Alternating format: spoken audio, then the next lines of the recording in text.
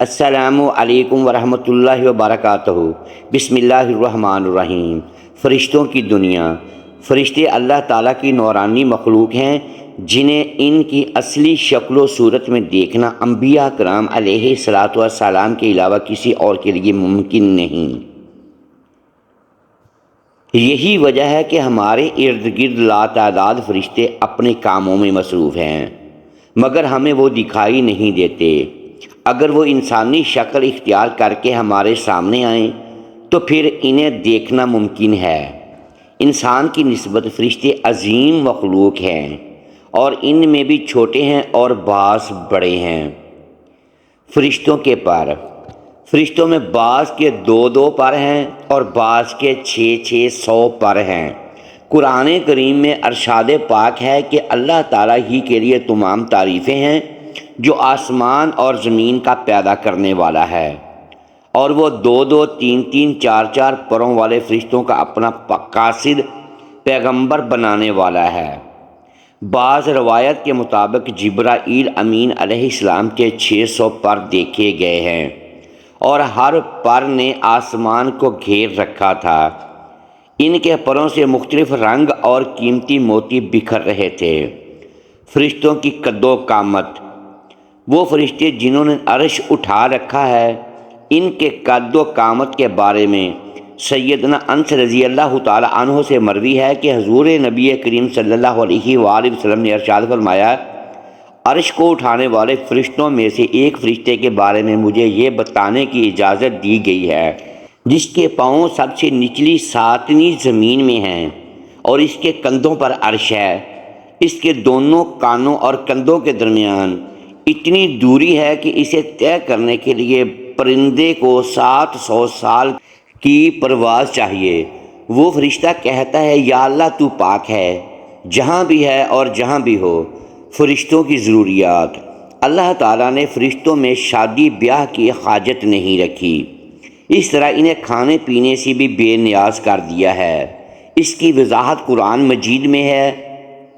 سیدنا ابراہیم علیہ السلام کے اس واقعہ سے ہوتی ہے جس میں ہے کہ ابراہیم علیہ السلام کے پاس فرشتے آئے تو آپ علیہ السلام ان کے لیے فوراً گوشت لے کر آئے، مگر انہوں نے اسے تناول نہیں کیا۔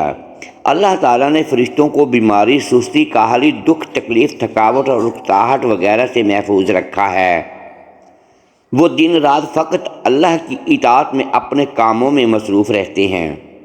قرآن مجید میں بیان ہوا کہ آسمانوں اور زمین میں جو کچھ ہے اسی اللہ کا ہے، اور جتنے اس کے پاس فرشتے ہیں وہ اس کی عبادت سے نہ سرکشی کرتے ہیں اور نہ تھکتے ہیں۔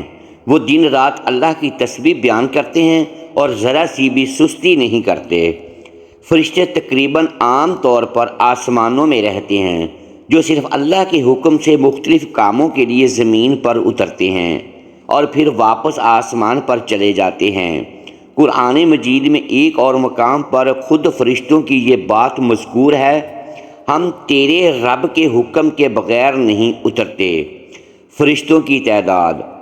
فرشتوں کی تعداد کتنی ہے اس کے بارے میں کوئی تفصیل نہیں ملتی، کیونکہ اللہ تعالیٰ کا فرمان ہے، تیرے رب کے لشکروں کو اس کے سوا اور کوئی نہیں جانتا۔ بعض احادیث سے معلوم ہوتا ہے کہ فرشتوں کی تعداد بہت زیادہ ہے، بلکہ اندازہ ہوتا ہے کہ انسانوں اور جنوں سے بھی ان کی تعداد زیادہ ہے۔ سیدنا ابو ذر رضی اللہ تعالی عنہ سے مروی ہے کہ اللہ کے رسول صلی اللہ علیہ وآلہ وسلم نے فرمایا، آسمانوں میں کہیں 4 انگلیاں جگہ بھی ایسی نہیں جہاں کوئی نہ کوئی فرشتہ سجدہ ریز نہ ہو۔ سیدنا عبداللہ بن مسعود رضی اللہ تعالی عنہ سے مروی ہے کہ اللہ کے رسول صلی اللہ علیہ وآلہ وسلم نے فرمایا، قیامت کے روز جہنم کو اس حال میں لایا جائے گا کہ اس کی 70 لگامیں ہوں گی اور ہر لگام کے ساتھ 70,000 فرشتے ہوں گے جو اسے کھینچ کر لا رہے ہوں گے۔ فرشتوں کی ایک اہم خاصیت یہ بھی ہے کہ وہ اللہ تعالیٰ کے حکم سے اپنی شکل و صورت کے علاوہ کوئی اور صورت بھی اختیار کر سکتے ہیں۔ یہ صورت کسی ایسے انسان کی بھی ہو سکتی ہے جسے دیکھنے والے پہچان لیں۔ انسانوں کے علاوہ کسی اور جاندار کی صورت اختیار کرنے کی فرشتوں کو طاقت ہے یا نہیں، اس کے بارے میں قرآن و سنت میں کوئی صراحت یا ذکر نہیں ملتا۔ البتہ ان کی انسانی شکل اختیار کرنے کے واقعات ضرور ملتے ہیں، جن سے یہ اندازہ ہوتا ہے کہ فرشتے اللہ تعالیٰ کے حکم سے دیگر شکلیں بھی اختیار کر سکتے ہیں۔ سیدنا ابراہیم علیہ السلام کے پاس فرشتے انسانی شکل میں آئے اور ابراہیم علیہ السلام ان فرشتوں کو پہچان نہ پائے۔ پھر فرشتوں کے بتانے پر آپ علیہ السلام کو معلوم ہوا کہ انسان نہیں ہیں بلکہ فرشتے ہیں۔ سیدہ مریم علیہ السلام کے پاس جبرائیل امین علیہ السلام انسانی شکل میں تشریف لائے تھے، اور جبرائیل امین علیہ السلام سوائے 2 مرتبہ کے ہر مرتبہ نبی کریم صلی اللہ علیہ وآلہ وسلم کے پاس انسانی شکل میں تشریف لائے۔ فرشتوں کی طاقت۔ اللہ تعالیٰ نے فرشتوں کو انسانوں اور جنوں سے کئی گنا زیادہ قوت و طاقت عطا کر رکھی ہے۔ حضور نبی کریم صلی اللہ علیہ وآلہ وسلم نے جب طائف کے مقام پر وہاں کے لوگوں کو اسلام کی دعوت پیش کی تو آپ صلی اللہ علیہ وآلہ وسلم پر وہاں کے لوگوں نے ظلم و جبر کی انتہا کر دی اور حضور نبی کریم صلی اللہ علیہ وآلہ وسلم کو لہو لہان کر دیا۔ تو اس مقام پر سیدنا جبرائیل امین علیہ السلام تشریف لائے۔ انہوں نے آواز دی اور کہا کہ اللہ تعالیٰ حضور نبی کریم صلی اللہ علیہ وآلہ وسلم کے بارے میں آپ کی قوم کی باتیں سن چکا ہے، جو انہوں نے آپ کے خلاف اقدام کیا وہ بھی دیکھ چکا ہے۔ آپ کے پاس اللہ تعالیٰ نے پہاڑوں کا فرشتہ بھیجا ہے۔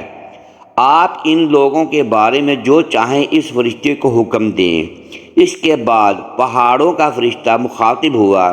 اس نے حضور نبی کریم صلی اللہ علیہ وآلہ وسلم کو سلام کیا، پھر عرض کی، اے اللہ کے رسول، آپ جو حکم دیں گے میں اس کی تعمیل کروں گا۔ اگر آپ چاہیں تو میں دونوں طرف کے پہاڑوں کو ان پر لا کر ملا دوں جن سے یہ پس ہو جائیں گے۔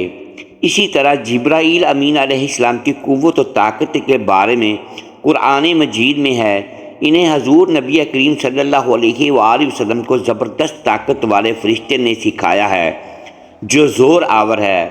فرشتوں کا نظم و ضبط۔ فرشتے اپنے ہر کام میں نظم و ضبط کی پابندی کرتے ہیں، جس میں کسی قسم کی کمی بیشی یا سستی اور کاہلی وغیرہ کا مظاہرہ نہیں کرتے۔ جن فرشتوں کی جب اور جہاں ڈیوٹی شروع ہوتی ہے وہ اس وقت وہاں پہنچ جاتے ہیں اور اسے آسان طریقے سے سر انجام دیتے ہیں۔ فرشتوں کی موت۔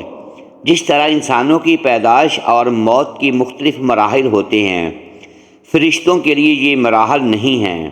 بعض دنیا میں نئے انسان پیدا ہوتے ہیں اور پہلے موجود انسان فوت ہوتے رہتے ہیں، لیکن اس کے برعکس جب اللہ تعالیٰ نے فرشتوں کو پیدا کیا ہے تب سے وہ زندہ ہیں اور قیامت قائم ہونے تک، جب تک اللہ پاک چاہیں گے وہ زندہ رہیں گے۔